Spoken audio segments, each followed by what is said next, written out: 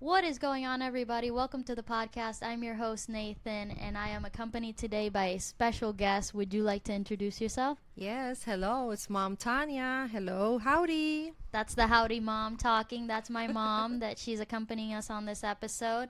So today we're going to be reacting to some Reddit posts, and without further ado, here we go. First one is by Harrier 1215, and it says, "My 40 male wife, 39 female, cheated and we are divorcing. She's still lying about a lot and not spending time with the kids. How do I move forward? Wife cheated and obviously tried to blame me because that's what cheaters do. She's been in an affair for over a year. She's missed significant time with our young kids to mess around with this guy. The injury to my pride is one thing, but she's used work and other stuff as an excuse, all to spend time with him, even missing all of this last Christmas Eve with the kids and a few hours in New Year's. I don't want to get all aggressive with the attorney and divorce because she's threatened all kind of stuff and things, and I don't want to escalate because I'm the adult who doesn't want things to get worse. How do I process this? My kids are with me all the time and crave their mom, and it gets to me. I can't really trust her as a co-parent. She's brought this jerk around the kids months ago and even recently, always trying to hide it. I want to heal. I'm also angry and hurt." So with this, I think that the wife is not prioritizing her marriage or the kids because she's clearly having an affair. And I think that, unfortunately, I think he has to move on with the kids. I think he's going to have to take the kids and move on, do what needs to happen legally, as peaceful as possible, because that's what he seems to want, not for things to get worse. And I get that, and I understand he's hurt. I definitely think that he should talk to somebody, a licensed counselor or someone that can unpack his feelings and help him out with these emotions and how to handle this situation. But what do you think? I think that in this case, she's more than a woman than a mom, and a mom is forever. She should rethink all that she's going through and remember that the lovey-dovey stage is just for a while, it's not forever. Yeah, the honeymoon The stage. honeymoon stage, yeah. And her kids need her, and especially with this transition that mom and dad are not together no more, Right. and they see another guy with her. So she should evaluate that situation and be more a mom than what she's doing right now, because she doesn't know the hurt that she's creating in her own kids. Right. This could be traumatizing to the children and creating problems that they'll face later on in teenhood. That's You true. know, I agree with you. Okay, so next one is by Superior Pineapple 86. Am I the jerk for not sending money to my biological father? Hey everyone. So I have kind of an interesting situation. My biological father has not been in my life for probably around 25 years. He was in a very physical relationship with my mother and his ex-wife while they had relationships. He was arrested and deported back to Mexico when I was about 11. I haven't heard from him at all since. Fast forward to 2022, I get a random email from a young lady claiming to be my 18-year-old sister. She and I have talked about after confirming some information about each other and her siblings who I knew of since I had met them when they were toddlers. She sent my information to my dad, and he's been messaging me periodically from time to time. Just a few months ago, he asked for $100. I felt okay sending that to him because I felt like this was a step to possibly rebuild our relationship. He ghosted me for 6 months after I sent the message asking how he was, if he was okay and all of that.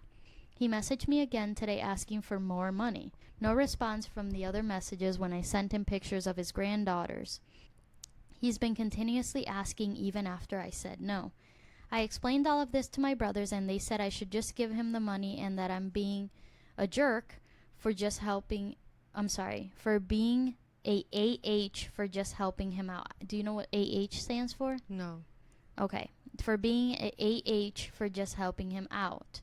I feel like it's enabling him to just keep asking. I'm torn and I want to help him because he's my dad, But on the other hand, I don't want to seem like a piggy bank for him. So the first thing that I felt reading this was that the father does not really care about anything other than asking for money, because that's all he seems to respond to, and the only thing he's asking for, and he doesn't respond to pictures of his granddaughters or his son asking him if he's okay. That's honestly the first thing that I thought of. What did you feel? Oh my God, don't get me started. This is so familiar to me. Okay. Just parents that want to be parents when they need something. Right. It's very sad Right. that that's the tactic that they use. And after they get whatever they want, they disappear again until they need something. Yeah. My advice to the daughter is, if he doesn't look for you to have a normal relationship, even though it's from far away by text or emails or phone calls, don't be there for him. And especially when he needs you for money, no, that's a no. A big no. Right. And especially not being a part of, it doesn't specify his or her life. After not being a part of their life for their whole life, to then show up out of nowhere and then ask for money, that's really, like, how do I say it, He should ballsy. be- yeah. Like, why would you do that? How dare you, the audacity to come over and connect and finally meet your kid, and then you just ask for money. Yeah, that's not good. That's not okay.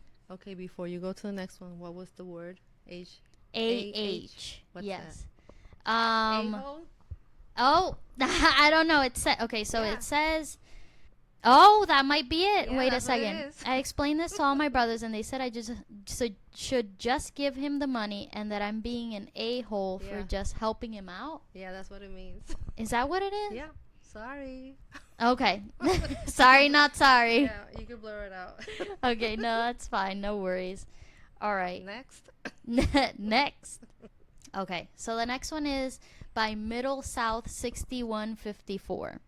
It says, am I the jerk for ruining every family gathering because of my brother?